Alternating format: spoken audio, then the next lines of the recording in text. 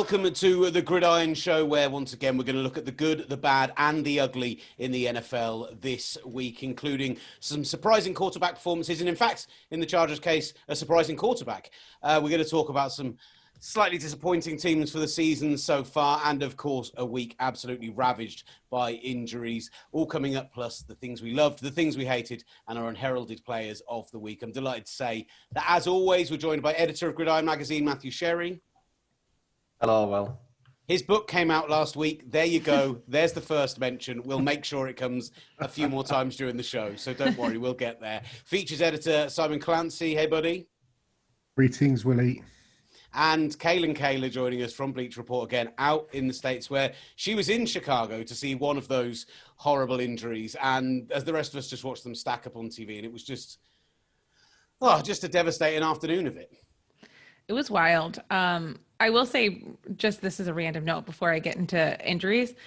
This is the first game I was at in person, and I didn't realize, I don't know if you guys realize this, but they play basically like a white noise, crowd noise, 70 decibels, but there's no cheering, there's no booing, there's no change in that volume. So I was really surprised by that, because obviously when you watch it on TV, you're hearing the cheers, you're hearing the boos, you're hearing the different reactions to different moments in the game. But if you're there in person, there is just nothing. There's just like people talking is what it sounds like. And I kept looking around like, are they working? Like, where are the audio engineers? Like, they just scored. Where's the applause?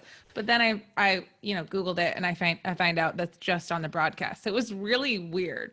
On that very point, I'm going to go early with an unheralded individual this week, which is whoever was running the sound tech for the Eagles game for the live broadcast, who inserted booing after the Rams' 5th touchdown. It was absolutely superb. Just knowing what the home crowd would have been behaving like and getting it so it's sounding authentic for TV. Absolutely lovely. Imagine being the audio engineer in Chicago, though. You'd have so much booing to choose from that it would be impossible for us just to find normal white noise. you could get the whole league's booing covered just from the week 1 game we were at last year, so for every time Mitchell Trubisky walked off the field.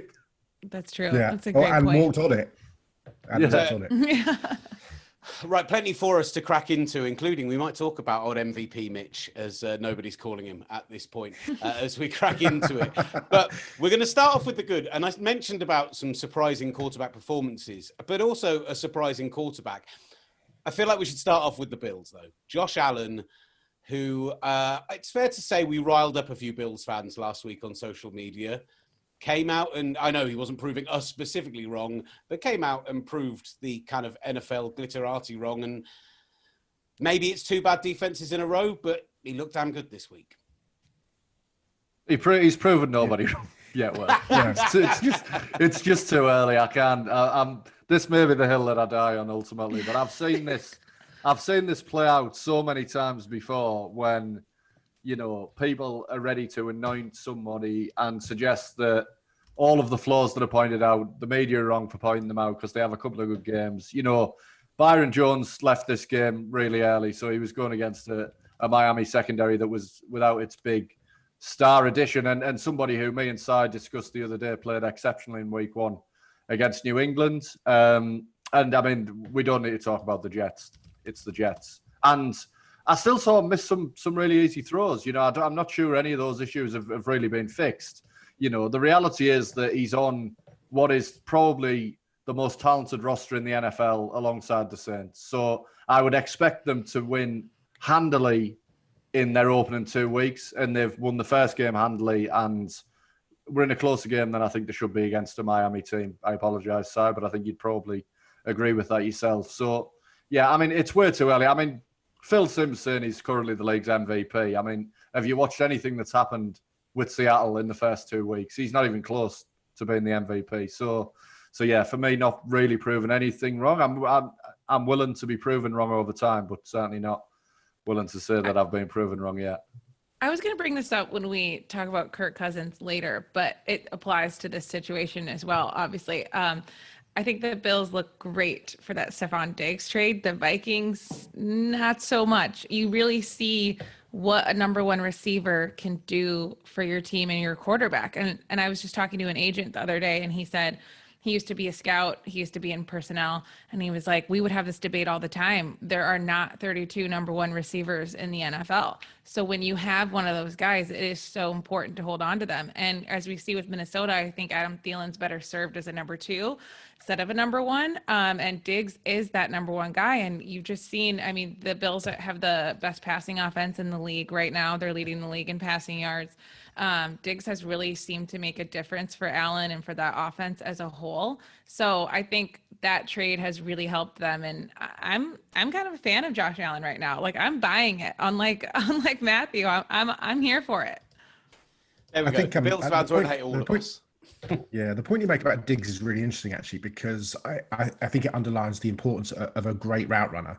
And you look at, Keenan Allen, you look at Michael Thomas, you look at all the best route runners in the NFL. They are the best receivers in the NFL. I know that there is an obsession with speed. And you look at Henry Ruggs and the Raiders bringing him in, but Diggs just offers something so unique. And Noah Igbenogany, who was the Dolphins' third first round pick, who was tasked with covering Diggs at the weekend, said it was the most difficult game he'd ever had because he just had never played against a receiver with that ability off the line. His ability to separate. You look at Devontae Adams is another one who just gave Jeff Okudah fits all day.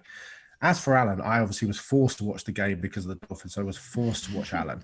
And actually, to give him credit, the thing I always rail against is an inaccurate quarterback in college does not become an accurate quarterback in the NFL. It very, very rarely happens. Accuracy is one of the things you really can't improve massively on.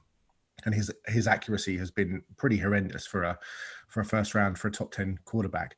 But what I will say is that he was very good. He made a number of wow throws. The Dolphins weren't able to get pressure on him. So it did give him an awful lot of time in the pocket. But he made 2 or 3 throws where you just thought, okay, it does feel a little bit like you're getting it. He was 7 of 8 for 264 yards of throws 20 yards down the field on Sunday. You look at Drew Brees last night, who didn't even attempt to pass over 20 yards. So I think there's hope for Allen, but I'm with Matt and not you, Kalyn. I would think that, I'm urging caution. I'm certainly not buying any Josh Allen stock as it. The other thing on Allen and the Bills is Brian Daboll has been one of the best coordinators in the league for the last couple of years and is probably going to be high on head coaching lists next year. I think generally they do a great job of masking Allen's flaws. So, if they can keep that going and keep the coaching going, then maybe they can win the division and improve everybody. Dolphins. To Allen's credit, the Dolphins tried to force him to keep him in the pocket. So they played Ogba and Shaq Lawson. Their job essentially was to not get too far past the quarterback, to maintain that lane discipline when rushing. The same with the inside guys, to keep him inside the pocket. Jerome Baker played as a spy for much of the game and make him beat the team with his weakness, which is his throwing, and he did that. So you have to give him credit. But I think 2 games is too small a sample size to anoint him, as Phil Simms has done, the MVP. What I love is that Sherry has already claimed that that's the hill he's going to die on, and yet now we're going to talk about Jared Goff, another quarterback who he refuses to at any point accept. Yeah, a hill he might already be dead on. So I'm going to come to you first, Sherry. Look, when you talked about the accuracy from college to the NFL, we know that Jared Goff can make tight window throws. We know that he can be accurate when everything around him is suited to him. Has it just been a case that everything around him has been suited to him the last couple of days? Is this all McVay, or does he deserve some love himself? I mean, he's incredibly accurate, Goff. That's the one thing I would say. Like, these quarterbacks who I would usually criticize, like Josh Allen, who I just don't think are ever going to be good enough, their main flaw is usually accuracy. That is not Jared Goff's main flaw. Goff's main flaw is that as soon as the first or second read isn't there, it's a disaster, and you can watch it breaking down literally as it happens. I think the Rams have one of the best offensive line coaches in the league and one of the best offensive schemers in the league as the head coach. And, we saw that breakdown last year, and I think last year illustrated how quickly it can break down for the Rams if they don't get the scheming absolutely right. But, I mean, he's in a great situation because he's surrounded by a generational offensive schemer in McVay. And I think McVay has done as well a job, as good a job as anybody in the league in the first 2 weeks coaching. So I think Jared Goff is what he is. You can obviously win with him. He's been to a Super Bowl. I don't think he'll ever be the reason that the Rams win, because I think he's in a very fortunate position of being surrounded by an exceptional coach. And I put a lot of the credit from what I've seen down to the Rams and that offensive coaching staff, who I think is outstanding. I think what they've done really well is that we talked about last week, he's getting the ball out so much quicker.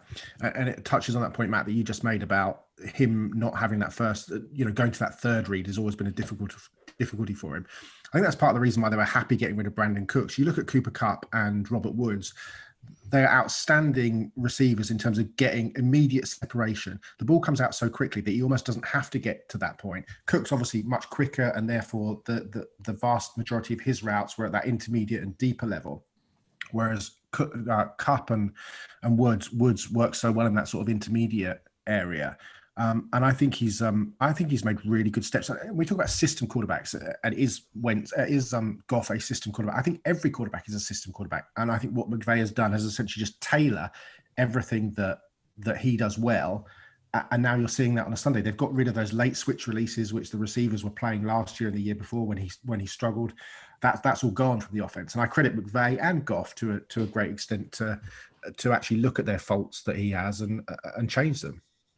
I think it was really interesting to see the matchup Sunday, which was Goff against Wentz, obviously his draft classmate there, who it feels, at least in that game, that the tables had turned on both of them. Whereas, we all thought Goff was, and he may still be, your average game manager. He wasn't, he was never seen as electric as Carson Wentz, but we've seen the first few games this season, when we're going to talk about later too, but Wentz is really struggling. And so I thought it really kind of made Goff stand out in a way when he was facing off with this draft classmate of his that had always kind of had the upper hand.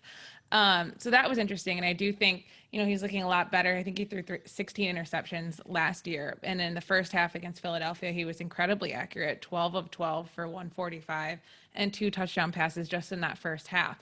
So off to a good start. And I just thought it was really interesting to see those two play each other and how much things have changed just at the beginning of the season. Does it sum up to people coaching? I think it's becoming clear how important Frank Reich was in that season at Philadelphia. I mean, and I think that's become clear over the last couple of years.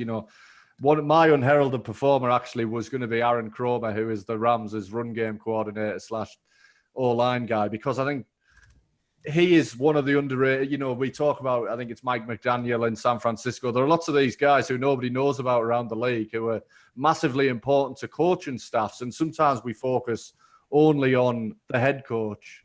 But as we've seen with Doug Peterson, Frank Reich, it's really about that mix, isn't it? So I think that the importance of coaching illustrated in the two arcs of those careers potentially.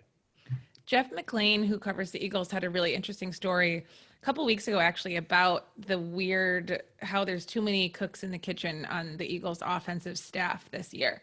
And I'm going to forget everybody that they've hired, so I'm not even going to try to name them all. But there was essentially there were like 3 or 4 voices now in Wentz's ear, and the distribution of power in terms of who was calling the plays and who was in charge of the quarterbacks and who was working with Wentz and who was working with Hurts and who was working with all these different areas. Like, they had just added a lot of people. And basically the point of the story was that this was going to provide some challenges this year, just because there were all of these people contributing to the offense. Yeah. Right, let's we're going to talk injuries in a bit more depth in a little while, but one injury that happened before he even got on the field was that to Rod Taylor. And apparently, according to Anthony Lynn, he is still the starting quarterback of the Chargers. Maybe a decision or an announcement that was as weird a decision as not going for it on 4th and 1. But Justin Herbert comes out. I think he was the guy that a lot of us looked at from the first round, other than Jordan Love, and thought, that's the rawest talent, maybe the guy that's going to redshirt the longest. And he came in and looked really good against the Super Bowl champions. Yeah, I thought he played really well, and I've been a huge critic of his at Oregon for a number of reasons. I know Kalyn did a really interesting story with his family and some of his coaches and stuff last season in the run-up to the draft. But, I watched almost every throw that he made at Oregon because I'm sad. And also because, there was a lot of talk that the Dolphins would be drafting him. And I spoke to a number of people. I spoke to Scott McLuhan, who was working for one of the teams ahead of the draft. And he gave me a really interesting insight into Herbert and his mindset, and talked to some people up at Oregon. And he, even if you watch Hard Knocks, that, it was clear that the coaching staff really liked him, but he was very quiet. And that was something that, he was a kid who was brought up in Corvallis, had never really left. And people were worried about what would happen if he got out of Corvallis and, into a place like Miami, into a place like New York, one of those, big cities, and the effect that would have. But I thought he was really impressive. I mean, he took a lot of what the defense gave him, certainly in the first half. He made a couple of absolutely fantastic throws. There was one to Keenan Allen down the seam in the third quarter, I think, that was just an absolute wow throw. But for me, I think the biggest moment, and probably the biggest moment for the team, was when he took on the Chiefs linebacker down on the sideline and got absolutely clobbered. And he was straight up to his feet. And, and the Chiefs linebacker, whose name completely escapes me, it took him 5 or 6 seconds to get up. And for a team on the sideline, that's the sort of thing that makes you think, okay, there's something about this kid. Yeah, he can throw. Yeah, he's this, that, and the other. But to be fearless, which he was both as a passer, but also taking on defenders, I thought that said an awful lot about Justin Herbert. And I was very impressed with what he did. It was Damian Wilson, and if you haven't read about it since, Damian Wilson knocked himself clean out during that challenge. I had to go out of the game because of it. Did he come? I don't think he even returned. Did he return to the game? Yeah. Had to go into protocol and then never came back in. It's crazy. Wow. I have a lot to say about Justin Herbert. I'm writing about it this week, so Kalyn loves Justin Herbert the way that likes old white head coaches. I'm a big fan. Not quite that. Yeah, I'm a big fan about Justin Herbert, but I do think it's really interesting, like the decision facing Anthony Lynn that he's already said. Well, the thing I'll point out first is that he's been very careful with how he says this. He says if Tyrod Taylor is 100% healthy, he's our guy. So my prediction for this upcoming Panthers game is, we don't know a lot about what happened to Tyrod. He was on their injury report the Friday before the game. He practiced fully, but he was on the injury report with a rib injury. So there's something that he had an underlying rib injury, and then he had some reaction to the painkillers for the game on Sunday. So he originally was supposed to be able to play through that rib injury, which is why he was getting the injection in the first place. But I just have a feeling he's not going to be 100% healthy because now they don't have a reason to push him through this injury to get him back on the field. They have a very capable backup quarterback in Justin Herbert. And that's exactly what Anthony Lynn said. He said, because I joined their press conference yesterday and I kind of pushed him on, why is Tyrod still your starter? Can you explain that a little bit more? Because you're going to have a lot of fans that are wondering why this rookie who threw for 311 yards, completed 66% of his passes, 14 yards per catch. Like, come on, they're going to be wondering why you're going with Tyrod, who, if you look at his stats from week 1 against the Bengals, we're really nowhere near what Justin Herbert did against the Super Bowl champions. So I asked him to elaborate on that a little bit further. And he basically said that, yes, Justin came in and gave us a chance to win, but he was very specific to point out that they did not win the game.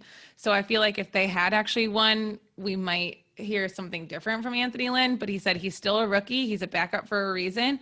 He has a lot he needs to learn about this game. Tyrod is a veteran. I've had him before. I know what to expect from him, and I know what he's going to get done. And he said, if Tyrod can't go, I'm perfectly content with Justin. I know we can win with either quarterback. And then when I press him a little bit further about what, is there a benefit? Because the biggest question I have is there a benefit to putting your rookie back on the bench after he proved he can hang at the NFL level? Because obviously there's a huge benefit to not starting him right away. You want to make sure he can make that transition, that he can pick up. As we saw in Hard Knocks, he was having trouble calling the plays, right? So you want to make sure he can make that transition. But then I was questioning, like, well, is there a point now? Like, is there still a benefit of sitting him after he's already played? And he said, yeah, there is. There's still a lot that he can learn. And he can learn now that he has the perspective of having played, he can learn by watching Tyrod. And then he also said, which I thought was interesting, he said, Tyrod hasn't done anything to lose his job. It wasn't his fault he wasn't on the field yesterday. Which, yeah, that's true. But that's also what happens in the NFL and what's already happened to Tyrod in Cleveland when Baker came on. And I think the only difference here is that Baker won. And then I think the other difference here is that Tyrod is very obviously Anthony Lynn's guy. He mentions he's worked with him previously, and I think he would have been the one who driven through that signing. And I do think there is an element of that at play here. I mean, I thought his comments actually on Herbert were poor. I mean, the suggestion that it was outrageous that he hadn't won the game when let's be honest, I really like Anthony Coach, Lynn. it's your fault, buddy. You know, literally Nobody everybody else who to blame. watched you knock over on 4th and 1 thought, well, you basically handed Kansas City the game. And also, you were talking about a team who definitely shouldn't have won against the Bengals. Should know. Incredible recovery from Randy Bullock after tearing his calf muscle in that game. Amazing, wasn't it? I mean, to play on Thursday or night. straight off the boat in week 1. A guy misses a chip shot field goal for you to win in week 1 against the worst team in football last year, one of the worst teams in football. That is where the charges were going into this game. You're playing the Super Bowl champions who have just absolutely blown Houston off the field in week 1. And you should win the game. Like, you're ahead all the way through the game. So I think the idea that we didn't win the game as if there was an expectation going into it that you would win the game with Tyrod is insane. I mean, nobody thought that the Chargers would be close in that game, and Justin Herbert was a big reason that they were close. We will be speaking, as always, with Super Bowl winning head coach Brian Billick a little bit later in the show, and asking him exactly what he made of the decision, whether or not he backs him, and whether or not he was also at home, like the rest of us, screaming at the TV for Anthony Lynn to go for it. Because I don't know about you, would have absolutely loved to see Justin Herbert get the victory his first time out. Let's get into some of the bad then. That was the good. And, well, we'll go from one head coach making some questionable decisions, but I think overall someone we like, to someone who I'm not so sure we're so keen on, Adam Gase. I want to talk about Adam Gase. I want to talk about the New York Jets. And I want to talk about what they're going to do next year when he's not there, because I'd be amazed if he's still there at Thanksgiving.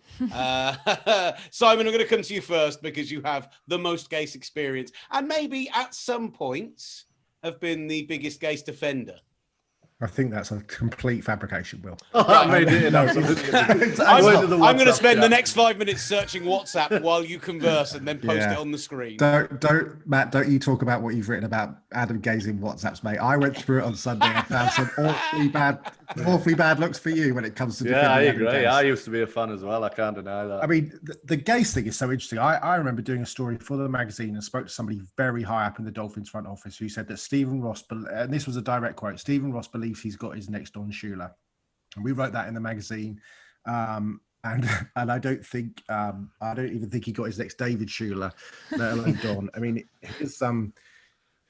it's been a bizarre. I mean, I watched his press conference yesterday where he said we need to take it to hyperdrive, and I was just like, Adam, what's happening, mate? And part of me wonders. I think there's a wider question about, look, the talent isn't great there, and I think Joe Douglas has got a big rebuild job. I think the biggest, most fascinating issue for me is what's going to happen with Sam Darnold, because if the Jets end up. Sam Darnold does not seem to be progressing in that. Greg Cosell absolutely took him apart the other day in terms of his footwork, his ball placement. I mean, a lot of that is coaching. Obviously Sam was young when he came out of USC, but he doesn't seem to have particularly graduated in the way that you thought he was going to do for a quarterback whisperer like Adam Gase. And you have to wonder where he's going in his career, because like Will says, Thanksgiving doesn't seem that far off, and it doesn't look like he's going to make it. And who's going to even hire him as a coordinator? I mean, you're thinking kind of position coach at this point. I mean, he is, when he's not shooting himself in the foot, he's shooting himself in the mouth. It's just like, I have no idea what's going on in New York. And I would be significantly concerned about the future of Sam Darnold, which I suppose for ownership has got to be arguably the most important thing. Darnold, you go ahead, Kalyn. Oh, I was just going to say that it really doesn't help Darnold that they just don't have depth or talent at receiver right now. I mean, a lot of their receivers are hurt. They didn't have Jamison Crowder against the Niners. They won't have Brashad Perriman next week. And the tight ends really didn't do much for them this past week. And then second round pick rookie Denzel Mims, receiver that they did pick in the draft, he's also been injured. So I think as we were talking about the number one receiver thing earlier, I mean, letting go of Robbie Anderson to go to the Panthers, that was just not a good decision when you need to be providing your rookie quarterback with as many weapons as possible. I mean, that's the whole point. If you have a rookie who's still developing, you have to have pieces around him. So that decision, I'm still questioning that. And especially now that we've seen the struggles that they've had. I mean, it's the antithesis of the Jared Goff situation when we're saying about him being surrounded coaching-wise by the dream scenario. And to be fair, he did start with Jeff Fisher, which is akin to this situation. That could be worse. So he's It's not paid worse. his dues, It's not hasn't worse. he? But the other thing with Gase is he's such a tool, isn't he? In the press conferences, it's like they're asking him about. It's like you know, we moved the ball. Are you serious, Adam? You've got literally the worst team in football on the field. You're terrible. You gave up a 3rd and 31 to a draw play and a 50-yard gain, Adam. There's nothing to do with, we gained some yardage. Ridiculous. I thought it was fascinating when Darnold came out and said that he wasn't able to change the play, because that was one of the biggest issues that Ryan Tannehill had when he was in Miami. The inability to be able to change the play, and you would see in Miami that there were times where, and it was obvious what should have happened at the weekend. There was a massive gap for Darnold to get a first down, and he wasn't able to change out of the play that Gase had sent him to be able to do that. They ended up having to punt, and that happened time and again in Miami. That's just such bad coaching for a guy. You go back to what happened in Denver and the way he was sort of revered by Peyton Manning and the team down there. I just think that the backward steps he's taken are, he's almost back in the womb. He's gone so far backwards. The only way you get revered by Peyton Manning is letting Peyton Manning do what Peyton Manning wants to do. Right. So if you're not going to do that with anyone else, then it's a bizarre change for him. Let's talk onside kick coverages, because that's exactly what I thought we were going to talk about on the show we came into today. Look, firstly, I have got into this with a few people on social media. I like the kick a lot. I think that it's inventive. I think the way that John Fassel got them surrounding the ball as it was going out in that weird little horseshoe before it got to the 10-yard mark helped put the Falcons off. Yeah, it probably only ever worked once because other teams were now figured it out and the Falcons were stupid. But for people to go, no, it's not clever, it's not a good kick. It's still a good kick. It just required the other team to be a bunch of idiots. Yeah, it amazes me. It amazes me that there's still things that you could do in football, like after all this time, that like surprise people. You know what I mean? Like, it's just like, where did that come from? It's so cool and it's so simple. But you're right. I was going to ask that question. Is it ever going to work again? But they did. Breer had a really good history of it, that John Fassel actually did it when he was with the Rams with Johnny Hecker, the punter, actually at AT&T last year, and it didn't work. So they have, technically the NFL has now seen that twice, but the fact that it did work this time, it is a good question. Like, how much, our team's going to be practicing for that now, and will it work in the future? I mean, it shouldn't work again. But if there is one thing that you should design players around in the NFL, it's incompetent coaching on the other sideline, because frankly, that is 20 out of 32 teams. So especially with special teams, like, there are so many coaches who clearly don't care at all about special teams. So it's absolutely the place to do it. But yeah, I mean, it's good and bad, isn't it? It was really clever. It's nice to see some innovation and inventiveness for a game that, 100 years, and yeah, really bad on the other side, and kind of. Only there was a book out about that. Hold on, if only. If only you could find out. I was going to transition that in, and I thought I can't do that again. Oh my god, that's so hackneyed. It was a little bit of a tableau to everything that's happened in Atlanta since that Super Bowl. It just sums it up. The revival at the end of last season. They needed that special teams. They needed that special teams redemption, though, because those two fake punts were absolutely horrendous. I mean, the first one especially, that was one of the worst throws I've ever seen by a grown man. It was in a half of so football, bad in the 6 o'clock games or the 1 p.m. games, Kalyn. In the 6 o'clock games, it was a half of football where there were at least, I think, 5, maybe 6 teams who had the worst half of football they'd had in about 3 seasons, and yet the Cowboys had a worse half than all of them put together. I think they went on the series that they went was turnover on down, punt, fake field goal, turnover on down, fake punt, turnover on downs, and then just straight turnover or something like that. It was ridiculous. They were awful, but the Falcons let them back into the game. So if you're gonna take your foot off the gas and let that happen, funnily enough, it's not the first time they've been bad with the lead. Let's talk about this. In fact, Simon, you sent me this one today, and this is your exact wording for it. So I just want you to tell me what's wrong with B-Flow. I mean, I didn't send it today. I stuck it in the WhatsApp group on like 48 hours ago. I think Matthew should take this, actually, because he's an even bigger Brian Flores fan than I am. So, yeah, I mean, I personally don't think there's anything wrong with him. I think that I think he overperformed to a ludicrous degree last year and has now set expectations that are unfathomable for a team that last year is definitely the least talented NFL roster I've ever seen. And they certainly shouldn't have won the amount of games that they did. You know, they hung with a really good Buffalo team in this game. Hung with the Patriots. I mean, I thought New England were fairly dominant in that game, but, you know, the way they were in that game improves when you see how well New England played in Seattle. So I don't think there's a lot wrong, but as I said to Si, I can see a situation where they win 2 or 3 games this year just because of how tough their schedule is. I mean, the antithesis of last year where really, you know, at the end of the year, they had an easy run of fixtures, which is why both them and the Jets ended last season well. I mean, this is the Jets with Adam Gase, won a lot of games at the end of last season because of the schedule. So I don't think there's a huge amount wrong, but I think you accept, and I hope that the hierarchy in Miami accept that when they ripped it up as badly as they did last year, it was a 2 to 3 year process. And this is a season where, you know, best case scenario, you know, you win a few games, you get high draft picks from yourself and the Texans, which looks like it could happen. And Tua maybe plays the last 4 games and shows some signs. And then for me, the big year for B-Flow is massively next season. I think there's a legitimate case that if the Dolphins lose on Thursday night, they could go 0-9 to start the season, because you look at the schedule, they've got Jacksonville Thursday, Seattle, the Rams, the Chargers. I mean, it's the 49ers, Denver. It is not an easy schedule. They have the Jets twice back-to-back, the Bengals, and then back to the Chiefs, Patriots, the Bills. So, you know, I think 4 or 5 games maximum for the Dolphins this season in terms of wins. Yeah, the fans were cheering for Tua on Sunday, but I don't think that's the fix here, especially when the defense is struggling the way that it is. So I think you're right, Matthew. I think they wait as long as they can to give Tua some action at the end of the season, and I think it's next year that's the big year for them. I mean, if you're playing the Jets back-to-back, just pencil Tua in for those 2 games right now. That's a wonderful start to his NFL career.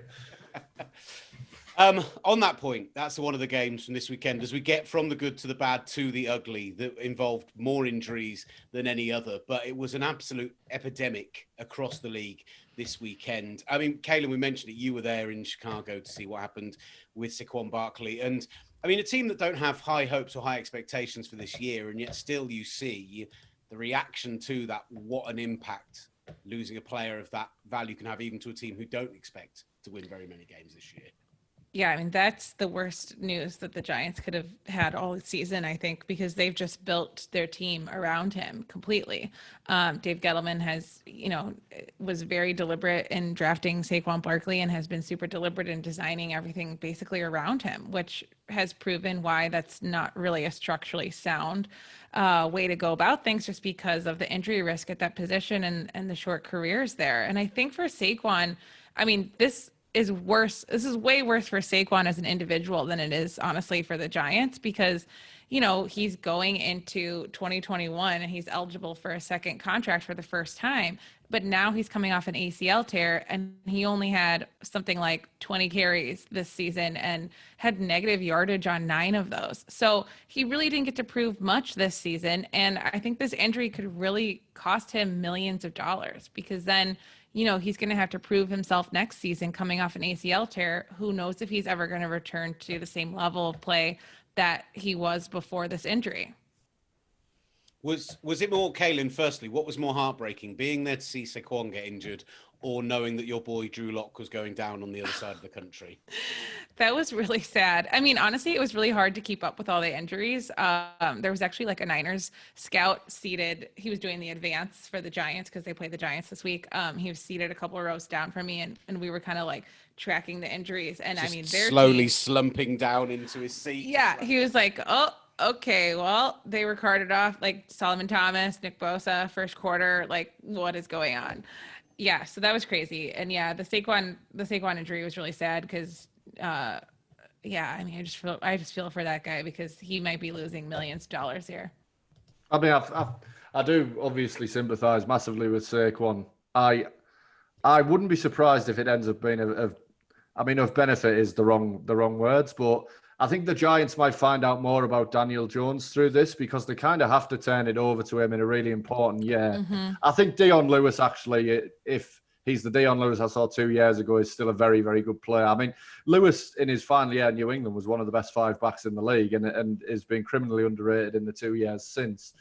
I mean, the issue for Saquon as well is he can't pass protect, and it's never improved since he came into the NFL. So it really limits what the Giants can do. And then you pair that with an offensive line that's struggled and a guy who has always been boom or bust. You know, Saquon is never going to get you 4 yards a carry, but he'll average 6 yards a carry because he'll break off 2 or 3 a game if he's really going. So I think for the Giants, it might benefit them in their long-term planning. And I know that's a really crass thing to say, but you know, I think they'll learn a lot more about Daniel Jones through this, and potentially. I mean, I watched Week 1 closely and thought it's just too much Saquon as well. Like it was, let's get the ball to Saquon, and that can start to harm you at times offensively. So it'll be interesting to see how they can diversify their offense now when it isn't all focused around one guy. I think if they bring Devonta Freeman in, which is who they brought in for a workout yesterday, I think that will be very interesting because he really can pass protect, and that will help Daniel Jones probably significantly more than having Saquon alongside him. He's not been a good runner the last few years, but no, but he's also healthy for the first time in a while. And I think Joe Judge, as a background as a special teams coach, you know, he's been tasked with using the bottom third of rosters for the last few years. So I think he should be able to, with that background, be creative in how he's using the Giants' depth and how he can play to the talents of different players coming from that Patriots background where they are so good at doing that. Yeah. In terms of the other significant injuries from yesterday, I mean, obviously from a 49ers perspective, you've just got the defensive line being their big strength going all the way through to the Super Bowl, losing their key pass rusher, but also finding out in the last 24 hours that Dee Ford's back injury is more significant than first thought, and he probably won't be back for another 3 or 4 weeks as well. Add to that Solomon Thomas. They've had some decent play. I mean, Dre Greenlaw went out of the game as well, who I know is not on that line, but a key part of that front seven. So you have maybe some hope in the fact that over the next few weeks they can figure it out when they play the Giants, the Eagles, whose offensive line have been trash so far, and then the Dolphins. But after that, their season gets significantly more difficult as they go Rams, Patriots, Seahawks, Packers, Saints, Rams, Bills over their next 6 games after that. So they need to figure it out, and they need to figure out quickly if they're going to have any chance of making it into the playoffs in a pretty decent NFC West, as we've seen so far. Outside of that, I mean, we mentioned Drew Lock. I still think I've not been on the Drew Lock bandwagon like some other people on this show. But you want to see him out there and you want to see what he can do. And that was the other one that really stood out to me. Outside of that, just everyone seemed to lose starters out. It was just absolutely across the league, so many big names went down. I mean, the Drew Lock, Kalyn, Sutton combo for Platter for Denver is just brutal. Like, in terms of, with the 49ers, it's obviously really tough, but for them, this is such a big year for the two of them to kind of come together and start reshaping what that Broncos team is. I think that one hurts a lot as well. And I feel for old white guy head coach Vic Fangio, because it doesn't seem like he's had much luck in his first year and a bit as an NFL head coach. I think the only silver lining for Broncos fans is that Drew was hurt last season, and Vic Fangio said, he told me when I was reporting the story on Drew, he said that he's never seen a player improve more through an injury than Drew Lock. So if Drew keeps that same energy through this injury, maybe we'll see like Drew Lock 3.0 at the end of this. I don't know, but they're in bad shape right now. I mean, I think they're expected to sign Blake Bortles. So. Right, good. That truly deserves to be in the ugly category. And another man who deserves to be in the ugly category. And I have been probably, I would say, this man's biggest defender on the show, but that's really kind of not saying a huge amount. In that I thought that he could get a team 8 to 10 wins in a season. Yeah. But Kirk Cousins right now, just that Vikings team, the defense is a shambles since they've changed so many of their starters out, and then Kirk Cousins just had an awful game this weekend, Simon. I think people should remember the way they reacted to Kirk Cousins as winning the Super Bowl, or the Vikings, the Superdome last year in the playoffs, or the Vikings, as I should say, and think about that when they're talking about Josh Allen. Because again, he is another quarterback where he really needs huge help around him to succeed. And it's similar to what you say, we're having the same conversation about lots of different quarterbacks who ultimately sit somewhere in the middle to lower pack in the NFL. And, I just think that's what's happening here. The Vikings have had an incredibly talented team around him for the last few years. Obviously got to the playoffs in a couple of those years, but they've reached their ceiling in those years as well. They've never threatened, they got to the NFC title game, I guess, a couple of years ago, but that wasn't Cousins, was it? That was the guy who went to Denver, whose name has escaped me, Case Keenum. So, I just think the ceiling's been reached. I mean, the Vikings are one of those teams now, and I like Mike Zimmer because he's old and white. I think it's refresh time, isn't it? It very much is. It looks like a team that's heading in the wrong direction and probably going to need to bring some new energy into that building after the year. And I'd say not just in Minnesota, but the same in Detroit as well. After, a lot of people were really high on Detroit. Maybe it was a case of it's a long off season. They were that team that suddenly people were like, oh, we've got something we need to talk about. We talked about everyone else. Let's pretend that we think the Lions are going to be good. But people genuinely were backing the Lions to have a shot at the playoffs this year, and they've looked putrid through the first 2 weeks. I don't know why anyone was hyping the Lions. I never understood that. I didn't believe that for a second. And actually the NFC North as a whole last year was one of the more competitive divisions in football. And this year it really doesn't appear. It's like the Packers and nobody else. So that's kind of interesting. But I do think, there was just a report, I think it was yesterday, to some more Lions drama, that Patricia didn't want Jeff Okudah at 3. He actually wanted Auburn defensive tackle Derek Brown. And Patricia, he denied it. But I'm always inclined to sort of believe those types of reports because typically they're true. And, I've been on the other side reporting those before and you feel like they are accurate. And so if it's true that there is that internal division, even between Bob Quinn and Matt Patricia, that's really telling as well as to what's going on inside that franchise right now. Can I just say that Kirk Cousins at one stage on Sunday was 6 of 19 for 59 yards with 3 interceptions and a 1.8 quarterback rating, which I think is pretty bad. And I think having been somebody who's thrown 3 touchdown passes to Mike Tannenbaum's sons at Dolphin Stadium, I'm pretty sure I could have done a better job. Just astonishingly bad. Name drop clang I've ever heard. I just wanted to get it in there, mate. There's no way he can continue playing that bad. I feel like there's no way he's going to bounce back to being a Is he though? Above or average quarterback, but he does need a better defense. I'm not saying that the Vikings are going to be winning a lot of games, but I don't think it's possible that Kirk continues to play like he did on Sunday. I think it comes back to the Stephon Diggs point as well about how important it was for him to have that 1-2, and now it is just Thielen who started the game incredibly well and then just I don't think had a catch after the first drive. So. Yeah, I just get the feeling it's gone a little bit stale in Minnesota, and I think you've probably seen the writing on the wall as well. As good as that win was in the Superdome over the last few years on that, really. And sometimes that happens. I don't think Zimmer's a bad coach. I like Rick Spielman as a GM, but sometimes you get together for a few years in the NFL, and it feels like if you don't get to the top of the mountain, it just generally gets a little bit stale, and I do feel like that's it feels like they've just missed that window. It's just kind of closed. And it's kind of past now. It's a bit of a problem that they've just given him a massive extension, Cousins. Right. Yeah. Hey ho. Good work, Rick. Right. Coming up, we're going to talk about the things we loved, the things we hated, and some unheralded players from the weekend. But first, we need to take a look at a coach's take on the weekend. With ex-Tech Pads, we're joined by Super Bowl winning head coach Brian Billick. Okay, back on the Gridiron Show, and delighted to welcome back for a chat about coaching and the big talking points from around the NFL. Super Bowl winning head coach with the Baltimore Ravens, Brian Billick, is with us. Coach, it's a bit of a frustrating place to have to start this week, but it's the problem that all people are facing right now, and that's injuries in the NFL. You had a couple of very significant ones in your career. I think about Jamal Lewis in 2001, Ray Lewis and his shoulder injury in 2002.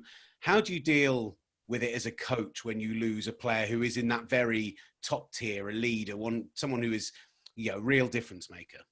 Yeah, it's devastating because you don't just wait for that to happen because you know it will happen. You lay the groundwork during training camp for the players to understand, look, it's going to take all 53 of us and the entire practice squad and probably some guys that aren't even with us right now to accomplish what we want to on the field, because we're going to have injuries, and you foster that next man up mentality. Now, the fact of the matter is you get there and the next man up just isn't as good. I mean, that's just a fact. You can't give in to that, the emotion of it.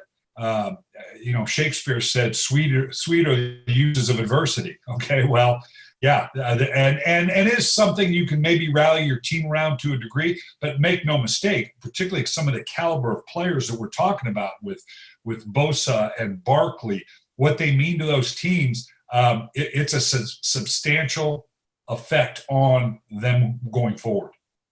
Do you back a team like, and I think specifically San Francisco is the obvious one as a Super Bowl contender last year, to be able to get over 3, 4, 5 big injuries as they had this week?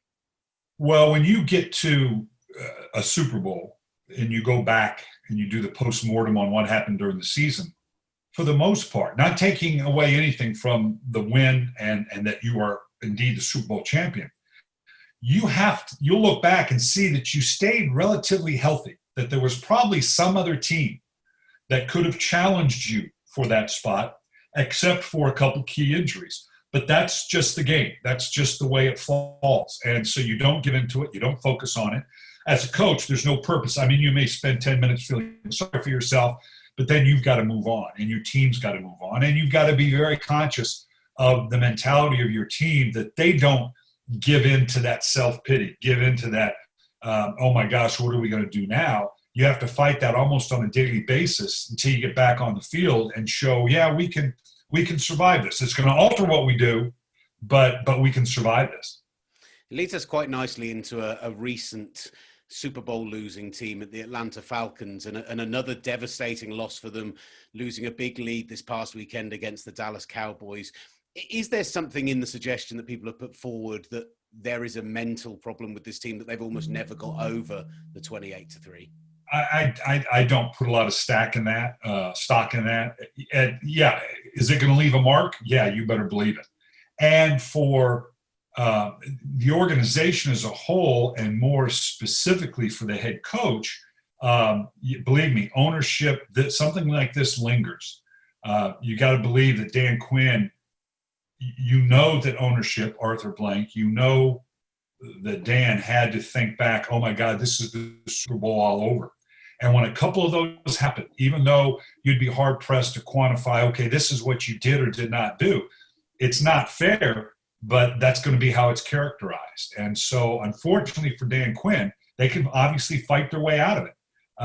But this is going to leave a mark. And if they just kind of, flirt around 500, this is going to come up again and may be the deciding factor on whether Dan Quinn stays with Atlanta or not.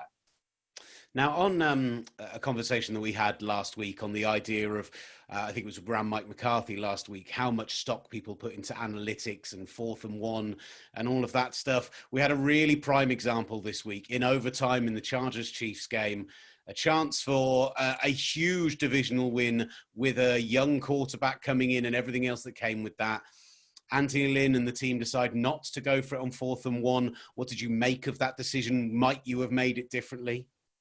Well, let's begin with the fact that we know that looking at these decisions are squarely in the rearview mirror. And it's through the prism of, if it worked, you're a genius. If it didn't, you're the village idiot. That goes beyond the critical analysis of, was it the right time or was it not the right time to go for 4th and 1? I will say this. On the road, Johnny Lynn made the decision for all the right reasons, the way the game had gone, the way his defense had played, the fact that the odds and where you were on the field and what that would have done for Kansas City certainly all made sense.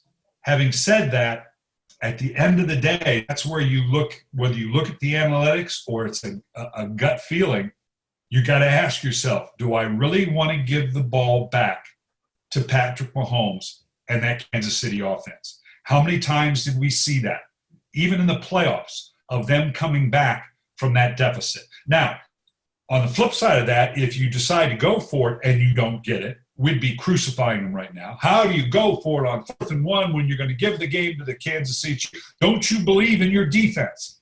And that's what he would have heard. There would have been any number of those that wanted to critique it that way. Why? Because it didn't work. If he makes it, brilliant, gutsy call. You know, you go back to Sean Payton's onside kick in the Super Bowl against the Indianapolis Colts. And the fact that it worked, it goes down as one of the gutsiest calls in Super Bowl history. Had it not worked, and you'd have given the ball back to Peyton Manning on a relatively short field, it would have gone down as the most stupid coaching move in the history of football. So again, you have to look at it through this prism of, does it work or does it not work? Yeah, I mean, I guess with that one, you had the idea that it's half time. And like you say, for me, the decision, the reason I was kind of screaming at the TV going, go for it, is because I watched what Pat Mahomes did in the playoffs last year. That's now 6-0 he is when down 10 points over the last 2 seasons. That's a ridiculous statistic. And frankly, again, just an opinion, because mine's kind of just like everybody's. It's just that, an opinion. Having said all that I just said, you're right. I was doing the same thing going, oh boy, this is not going to go well for Coach Lynn. What I like is you're saying that you've got as much right to an opinion as I do, whereas you've won a Super Bowl, Coach Billick. So I would argue that you've got some opinions more qualified than other. How about that? Perfect. There was one I wanted to ask you about the New York Jets, because from what we've seen from them the first 2 weeks, there's a lot of conversation about them being the worst team in football. Obviously, we're only 2 weeks into the season. We've got potentially a very interesting situation coming up for them with the quarterback that they went and drafted high, gave up a lot for, versus the idea that if they come number 1 overall and they get a new coach in, there could be someone like Trevor Lawrence, who many think is a generational talent at the top there. Are you already thinking about those sort of things right now if you're a team builder, when you're looking at the situation, and what do the Jets need to do to turn that around? You have to. Yeah, you have to, unfortunately, because that's the nature of the business. Now, will that be with Adam Gase or not? I don't know. He was brought in for a very specific reason. He committed to a first-round pick for him to develop. So there's a cost that comes with this. I have a book coming out this month called The Q Factor, and it examines the process that we use in identifying these quarterbacks, which even in the first round, at best, is 50-50. The history tells us that. And we use the 2018 draft that includes Sam Darnold as a backdrop to, okay, let's examine how we evaluated these players, how they were drafted, how they developed, and where they are now, by way of a critique of what it is and how we operate this process of selecting an NFL quarterback. And it's typical. And again, it's a 50-50 crapshoot. And the numbers we're looking at, Baker Mayfield, we're still deciding. Sam Darnold, we're still deciding. Josh Allen looks like he's on the positive side and obviously has a great start to 2020. Josh Rosen, already off 2 teams. And then Lamar Jackson, the 32nd pick. How about that? I mean, the process itself that we use in evaluating this, in what world, how do we draft Josh Rosen ahead of Lamar Jackson? How do we take Mitchell Trubisky 1 and let Patrick Mahomes and Deshaun Watson go to 10 and 12? What is that process? And that's exactly what the book is about. And so, yes, the Jets and Joe Douglas, who's the general manager who worked for me, that I know he likes Sam Darnold. And what you have to do, the hard thing, is look at your quarterback position. One of the hardest things to do is to separate the play of the quarterback from what's going on around it. Is this Sam Darnold? Or is the fact that they're just not a very good football team and have not surrounded him with the kind of talent that they need to support him in his growth as a quarterback? And I guess that finally on that is the idea that, as you say, Joe Douglas, there's some concern from their part. I'm sure that if they don't have a successful year this year, that Coach Gase may end up no longer in New York. and you're there and you're assessing players for what might be someone else in your job in 6 months' time. I guess that's a pretty unique situation to the NFL. Well, but that's the importance of the quarterback position in the NFL. I've always said there's two things that get you fired quicker than anything. Taking a first-round quarterback that doesn't pan out, a la Kyle Boller, and that's why I'm sitting here having a lovely conversation with an English podcast instead of doing coaching a game, or passing on a quarterback that turns when you need one early in the first round when you could have had one, and it turns out to be pretty good, a.k.a. Matt Ryan, who Miami passed on because they felt, obviously, and it came down to their critique of Matt Ryan, which is fair enough. But neither of those stabs are still around. Coach Billick, always a real joy. Coach Billick joining us in association with X-Tech Pads. Same again next week. We will do it. Good man. Brian Billick talking about the big coaching decisions from this weekend around the NFL. Right, let's talk about the things we loved, the things we hated, and some unheralded players from the weekend. Kalyn, I'll come to you first. What's one thing you loved from this weekend? I love the Vegas Raiders, everything about them. I've always really been attracted to the Raiders brand, but I feel like it's even better. No offense to Oakland, but I feel like it's even better in Vegas. And that was a great win that they had last night. I mean, that was awesome. And I felt like it just showed how well general manager Mike Mayock has started building that team. You can see the pieces coming together. Jonathan Abrams is great. I was concerned when he hit that TV stand, whatever that was, and he didn't move, and they went to commercial. I was like, what is going on? Is he okay? So that was good that he was fine. So I loved that. And then one thing I forgot to mention about the other thing I loved, which was Justin Herbert. Totally forgot to mention this, but I was talking to somebody with an upcoming opponent of the Chargers, and I said, hey, who would you rather play, Tyrod Taylor or Justin Herbert? And he was like, after yesterday, Tyrod, for sure. So just going to leave that there. Lovely stuff. Matthew? I mean, it follows on from Kalyn's. I mean, I feel like I've knocked off a few of my greatest hits in terms of things really that I love and hate. But I thought it was an exhibition in play calling from John Gruden last night. And I think that he didn't get anywhere near enough credit for some of the offensive scheming last year. The stuff he does with Darren Waller is just sensational. It's great to watch the way he moves him around. But what I really loved is early on in the game that they threw a toss play and it worked really well. And they didn't go that much to it, but in the fourth quarter they did it twice. One led to a fumble, but if Jalen Richard had caught it, would have been a first down. And then to call it on 3rd and 10 and converted it, it was sensational offensive scheming. And I think, him and Sean McVay, who's a little bit of a protege for him, have really shone in that department over the first 2 weeks of the season. Kalyn, that's how you pronounce protege where Matthew's from, just so you know. Simon? He's not a player. He's not a player who plays for Florida State. It's an actual guy. I actually was going to say John Gruden, but one of the plays that I thought was amazing was the touchdown to the fullback, the speed release that Darren Waller had, which essentially drew both the safety and the corner out and just was a fantastic call. It was so good. So I'm going to choose Bill O'Brien taking a knee before the game. We talked about it in the first show that we felt like we needed an important white player to take a knee, and actually what we got was a white coach. So kudos to Bill O'Brien for doing that, because I don't think that was easy, especially in a town like Houston and especially in a team that was previously owned by Mr. Bob McNair. So kudos to Bill O'Brien. I think it's probably the best decision he's ever made since he went to the Texans.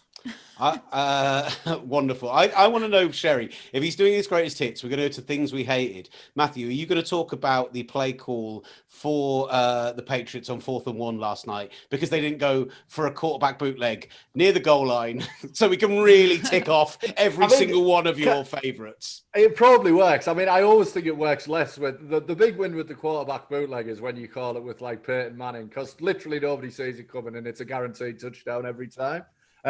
No, but it is going to be coaching related again. I mean, it's just I think the analytics conversation in the NFL frustrates me, because I very much sit in the middle of it, in that I don't believe completely that you should listen to the analytics, but I also don't believe you should be completely old school and conservative in your thinking. I think what I hear is, and it's something I've said for a while, is the lack of true head coaches in the NFL. And being a head coach on the sideline during the game should be analysing the game, understanding the game situation and making good decisions because of that. And I think we saw a lot of examples this weekend, Mike McCarthy in particular, with the ridiculous fake punts. And then Anthony Lynn, like, you know, if all of us in a WhatsApp chat can say, you should definitely go for this because you know what's going to happen if you don't, then Anthony Lynn as a head coach on the sideline should be able to do that as well.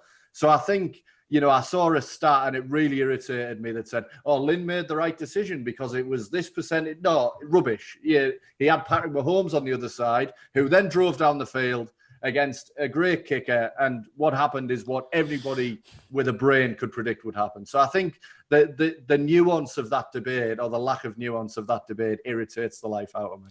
If it hadn't been for the fact that you've got the robot that is Justin Tucker in the league, Harrison Butker is the best kicker outside of Baltimore in the league. And so somebody else who tweeted us going, yeah, but it's miraculous for a kicker to make 3 kicks from that distance in a row. No, it's not. He keeps doing it all of the time. So you've got to expect it and you've got to be aggressive against it. He also kicked a 71-yarder at halftime. I mean, you know, that 58-yarder was essentially a chip shot. Yeah. If they get a free kick at any point, I think they should go for it. I think he should try and go for 3 to see if he can hit it. Simon? We touched upon it earlier on, but the Lions are so abject. And I think there was a stat that just stood out for me, which kind of underlined why they were so abject, which is that they are now the first team in NFL history to lose 4 straight games in which they've had a double-digit lead. And to me, that is an astonishingly bad coaching job. They're now 0-11 in their last 11 games. And if Adam Gase is not going to get to Thanksgiving, Matt Patricia may not even get to week 5. And let's get into an unheralded player. I'll come straight back to you, Simon. Who's your unheralded player of the week? Have we had Kalyn's bad yet? No, I didn't. Oh, have we not? Sorry. No. I got so caught up in Harrison Butker. I got so caught up. Kalyn, what did you... Because you've got so much hate in your heart, Kalyn. I had so much hate. I was curious. I don't know if this is hate, but where is Rob Gronkowski? 2 catches for 11 yards on 4 targets in the 2 games played so far. Arians in his post-game presser or at some point this week has said, you know, they're not going to force the ball to him. He is contributing in run blocking, which is true and fine, but it's also a sign that he's just not getting open. If Tom isn't throwing the ball his way, he's not open. So I'm wondering, when are we going to see Gronk? Are we ever going to see Gronk? Or did this year off really? It was heartbreaking to watch again. It really pains me. And his run blocking was good. It pains you. His pass blocking was atrocious as well. Like, I've watched that game closely and then watched a bit of all 22. It's sad to watch. And I mean, not to praise the Patriots, but the trade, the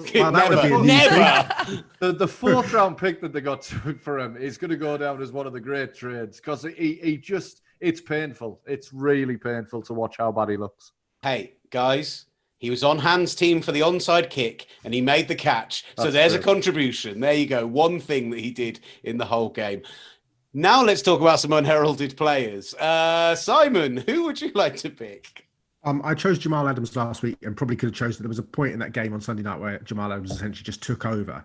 But I'm actually going to go with Kenny Vaccaro, the Titans safety, who has found a perfect scheme fit. It sort of looked a little bit out of place in New Orleans. He had 11 tackles, a sack, 2 pass breakups, 2 tackles for loss, and 2 pressures. It was a tremendous performance, and they really needed it against a really feisty Jacksonville team. I thought Vaccaro is playing really good football. I'm going to go to Kalyn next, so I don't forget her. Thank you. I'm going to pick Darnell Mooney, the Bears receiver, who's a 5th round pick out of Tulane. He is kind of becoming what I think they wanted from Anthony Miller, but Anthony Miller has never really proven himself. Anthony, I think, had 2 drops on Sunday.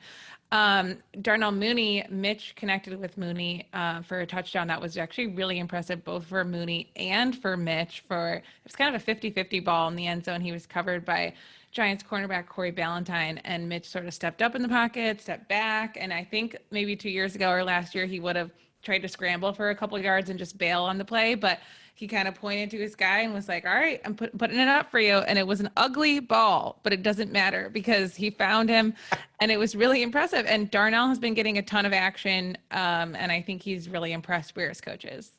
I have never Googled somebody quicker than Darnell Mooney when Mike Carlson got his name entirely wrong during our broadcast on Sunday night. And so I had to save it by pretending like I knew anything I Can was I just talking say about. that I love that Kalyn is on shortened first name terms with Mitch. Oh, yeah.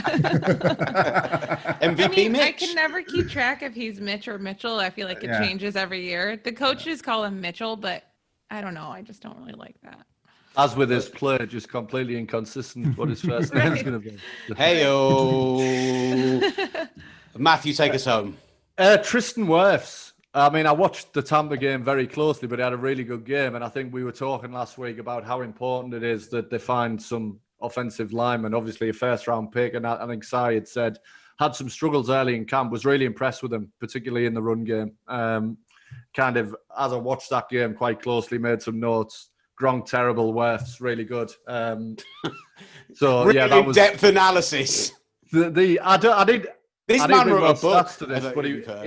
he was exceptional. And yeah, if you're going to mention one more in the books, Lavonte David is just a king. That's all I've got to say. Great. Those first round tackles, actually, Mekhi Becton had a really good game. Austin Jackson's been really good for the Dolphins. And actually, Andrew Thomas is the one guy that struggled. But the 3 of the 4 have been really, really strong so far.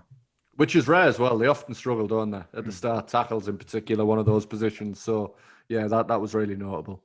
Maybe we should just never have a preseason. Guys, good fun as always. Top work.